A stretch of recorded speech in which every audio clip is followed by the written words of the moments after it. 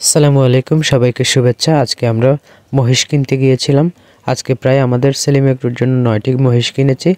যখন আমাদের মহিষগুলো গাড়িতে লোড করছিলাম তখন দেখতে পেলাম একটা পাগলা মহিষ।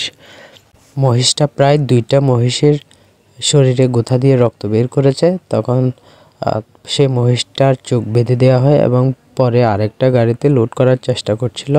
মহিষটা কোনোভাবে গাড়িতে উঠতে চাচ্ছে না। গাড়িতে ওঠার পর আবার নিচে নেমে যায়। একজন দক্ষ ড্রাইভার এবং অভিজ্ঞ ড্রাইভার, সে বলছিল, সে চ্যালেঞ্জ করছিল সবার সাথে সেই মহিষটাকে বেঁধে ফেলবে, কিন্তু সে চেষ্টা করে ব্যর্থ হয়। চোখ বাঁধা অবস্থায় যখন মহিষটা লাফালাফি করছে, এদিক সেদিক ছোটাছুটি করার চেষ্টা করতেছে, আমি ভয়ে গাড়ির পাশ থেকে অনেক দূরে সরে যাই। তখন দেখি ড্রাইভার মহিষটার পা বেঁধে আবার উপরে তুলছে। যারা মহিষের মালিক ছিল তারাও পালিয়ে গেছে, শুধুমাত্র ড্রাইভার আর একজন রাখাল মহিষটাকে তোলার চেষ্টা করছে। এখানে ঘটনা শেষ নয়। সেলিম এগ্রোর 9টা মহিষ 2টা গাড়িতে লোড করা হয়।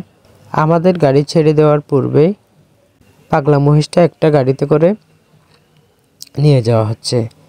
গাড়িটার পেছনে পেছনে আমরাও যাচ্ছিলাম। কিছু দূর যাওয়ার পর দেখতে পেলাম গাড়িটা থামানো হয়েছে।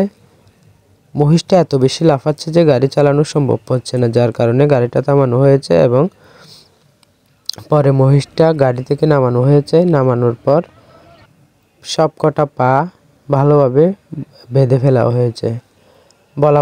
বলাবলি করছে মহিষটাকে ওখানে জবাই করে নিয়ে আসা হবে। আমি যতদূর জানি মহিষ সবচেয়ে বেশি পোষ মানা প্রাণীদের মধ্যে অন্যতম।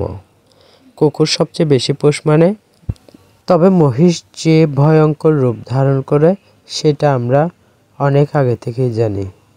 আমাদের এখানে মহিষের গোথা খেয়ে একজন শিশু মারা গিয়েছিল, কয়েকজন আহত হয়েছিল। তখন থেকে আমি মহিষকে অত্যন্ত ভয় পাই।